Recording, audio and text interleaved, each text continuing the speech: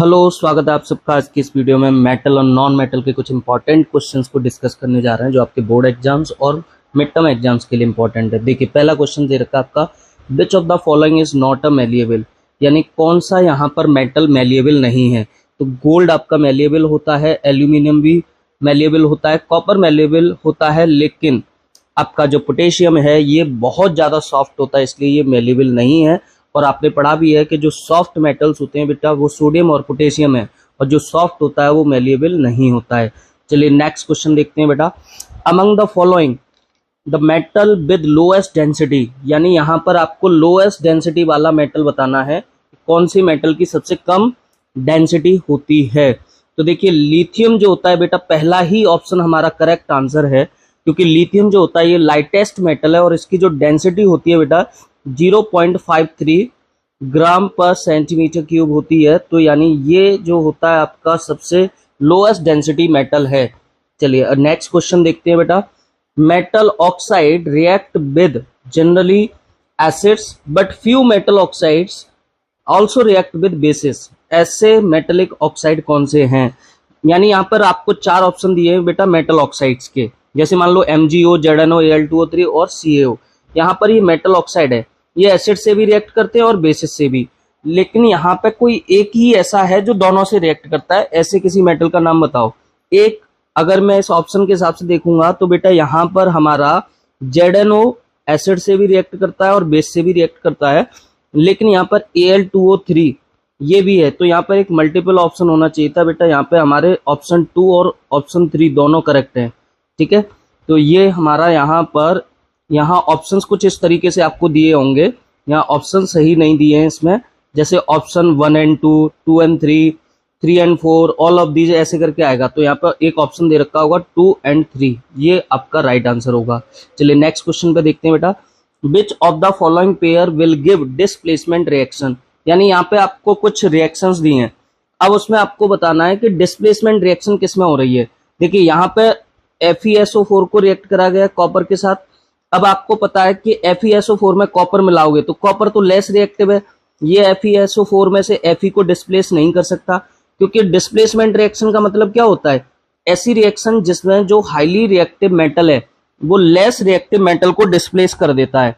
तो copper less reactive है, iron का जो सल्फेट है जिसमें आयरन है वो हाईली रिएक्टिव है, तो कॉपर आयरन को डिस्प्लेस नहीं कर सकता। लेकिन सेकेंड रिएक्शन देखिए, AgNO3 solution and copper metal, यहाँ पर कॉपर के साथ किसको रिएक्ट कराया जा रहा है, AgNO3। देखिए यहाँ पर सिल्वर जो होता है ना, ये सिल्वर नाइट्रेट सॉल्यूशन है बेटा, और सिल्वर जो होता है वो कॉपर से नीचे होता है रिएक्टिविटी सीरीज में, यानी सिल्वर लेस रिएक्टिव है देन कॉपर।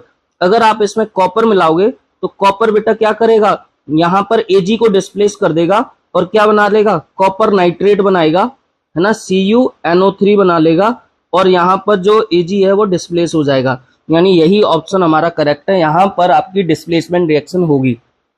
चलिए नेक्स्ट क्वेश्चन देखते हैं। विच of the following oxides of iron would be obtain on prolong reaction of iron with steam, यानी इस क्वेश्चन में आपको क्या बताना है बेटा, यहाँ पे देखिए ऑक्साइड्स दिए हैं आयरन के, ये चारों ऑप्शंस में आपको आयरन के ऑक्साइड्स दिख रहे हैं। अब इसमें आपको ये बताना है कि इन चारों में से कौन सा आपको प्रोलॉन्ग रिएक्शन करने के बाद मिलता है स्टीम के साथ। पहली चीज तो आपको ये पता होनी चाहिए बेटा कि जो आयरन होता है ना, आयरन नॉर्मली वाटर से रिएक्ट नहीं करता। यहाँ पर जो रेड हॉट आयरन होता है उसके ऊपर जब स्टीम को हम फ्लो कराते हैं तब आयरन रिएक्ट करता है, और इसका राइट आंसर होगा Fe3O4, यानी इससे Fe3O4 बनता है। यानी जब आयरन वाटर से रिएक्ट करेगा तब आपका क्या बनेगा बेटा, Fe3O4। और इसकी रिएक्शन क्या होगी, इसकी रिएक्शन को आप करा सकते हो कि नॉर्मली आयरन को वाटर से रिएक्ट कराओगे तो इसकी रिएक्शन आपको मिल जाएगी। ठीक है, किस तरीके से रिएक्शन कराओगे। चलिए next question.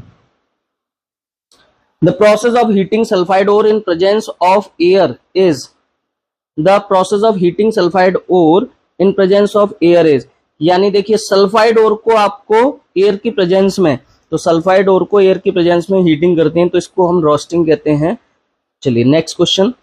In electrolytic refining of copper the electrolyte used is, यानी बेटा यहाँ पे है कि आप इलेक्ट्रोलाइटिक रिफाइनिंग कर रहे हो किसकी, कॉपर की, और इसमें पूछा जा रहा है कि इलेक्ट्रोलाइट कौन सा यूज करोगे। तो देखिए जो आप यहाँ पे सॉल्यूशन लोगे बेटा कॉपर की इलेक्ट्रोलाइटिक रिफाइनिंग करने के लिए, यहाँ पे सिंपल है CuSO4, और जो कैसा होना चाहिए बेटा एसिडिफाइड हो तो ज्यादा बेटर है, यानी यहाँ पे हम एसिडिफाइड CuSO4 का इलेक्ट्रोलाइट सॉल्यूशन लेते हैं। ठीक है, question 8, which of the following ore is concentrated by froth flotation process, यानी फ्रोथ फ्लोटेशन प्रोसेस के द्वारा किस ओर को कंसंट्रेट किया जाता है। आपको पता है कि ओर का कंसंट्रेशन करने के लिए हम फ्रोथ फ्लोटेशन प्रोसेस करते थे, और ये ज्यादातर आपका किसके लिए किया जाता था बेटा, जो सल्फाइड ओर्स होते हैं। तो सल्फाइड ओर यहाँ पे एक ही है, जिंक सल्फाइड, तो इसका राइट आंसर होगा 3। ठीक है, नेक्स्ट क्वेश्चन देखिए, which of the following alloys contain mercury as one of its constituent, यानी यहाँ पे आपको बताना है कि जो कुछ यहाँ पर नाम दिए हैं अलॉयज के बेटा, इन अलॉयज में से कौन सा अलॉय ऐसा है जिसमें मरकरी एक कॉन्स्टिट्यूएंट के तौर पर होती है। तो आपको पता है बेटा मरकरी जो होता है वो अमलगम में होता है, यानी जिंक अमलगम एक ऐसा अलॉयज है जिसमें मरकरी पाया जाता है।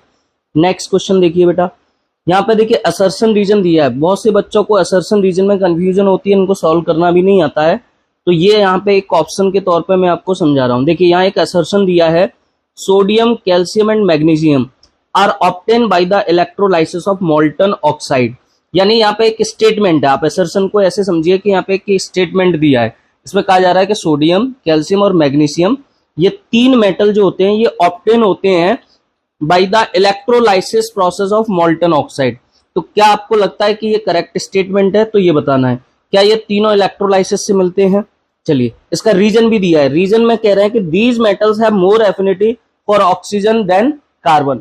देखिए तीनों ये जो मेटल है ये आपके इलेक्ट्रोलाइसिस से नहीं मिलते हैं, यानी इसका मतलब ये ऑप्शन हो गया इनकरेक्ट, यानी जो असर्शन है वो इनकरेक्ट है।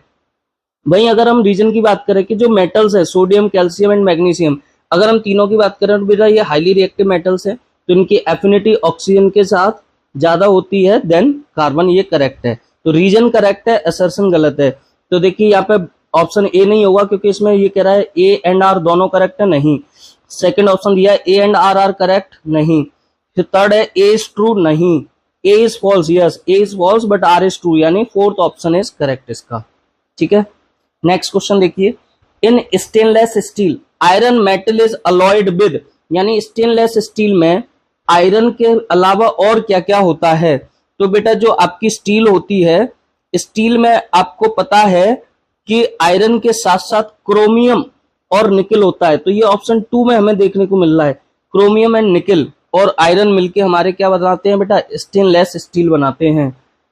Next question, which of the following metal is malleable and a poor conductor of electricity, यानी यहाँ पे कुछ मेटल्स दिए हैं, उनमें से ये बताना है कौन सा मेटल मैलिएबल और पुअर कंडक्टर होता है इलेक्ट्रिसिटी का। तो देखिए कॉपर जो होता है ये मैलिएबल नहीं है लेकिन इलेक्ट्रिसिटी का अच्छा कंडक्टर है। वहीं अगर हम बेटा जिंक की बात करें, लेड ऑप्शन में दे रखा है, और क्या दे रखा है बेटा, सिल्वर। तो यहाँ पर लेड मुझे ऐसा ऑप्शन दिख रहा है जो कि मैलिएबल तो है बेटा लेकिन पुअर कंडक्टर होता है ये इलेक्ट्रिसिटी का। ठीक है, तो राइट आंसर होगा हमारा यही। अब आते हैं नेक्स्ट क्वेश्चन पर, what happens when aluminium is, यहाँ पर देखिए एल है ना, ये एल्यूमिनियम है, aluminium is added to zinc sulphate solution, यानी अगर हम एल्यूमिनियम को जिंक सल्फेट सॉल्यूशन में मिला दें तो क्या होगा। बेटा आपको पता है, देखिए जिंक जो होता है ना, जिंक सल्फेट में जिंक है और इसमें आपने एल्यूमिनियम मिलाया है, तो एल्यूमिनियम जो होता है हाईली रिएक्टिव है, इसलिए ये जिंक को डिस्प्लेस कर देगा। यहाँ से जिंक को डिस्प्लेस करेगा तो बेटा इससे क्या बनेगा, एल्यूमिनियम सल्फेट बन जाएगा, और एल्यूमिनियम सल्फेट जो होगा ये क्या होगा बेटा, ये ग्रेस कलर से, यानी जो ग्रीन कलर है उससे चेंज होके ये कलरलेस हो जाता है।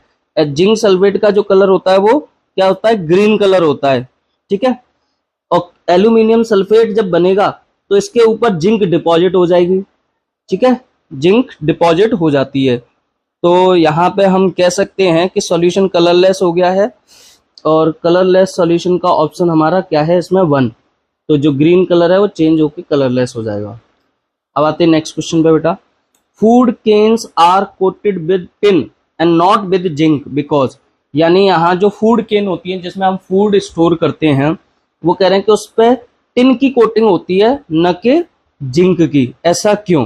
तो हमें पता है कि जिंक जो होता है बेटा वो ज्यादा रिएक्टिव होता है देन टिन, तो इसलिए जिंक क्या करेगा, वो फूड के साथ रिएक्ट कर सकता है, टॉक्सिसिटी क्रिएट कर सकता है।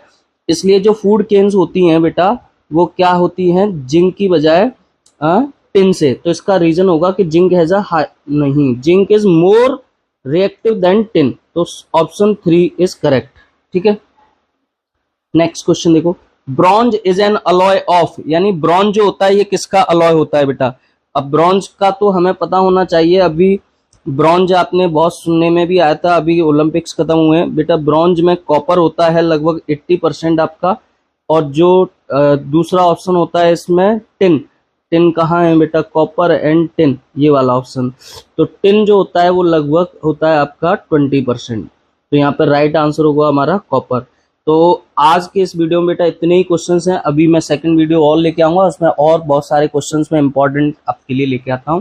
तो thank you so much for watching this video, bye bye, take care.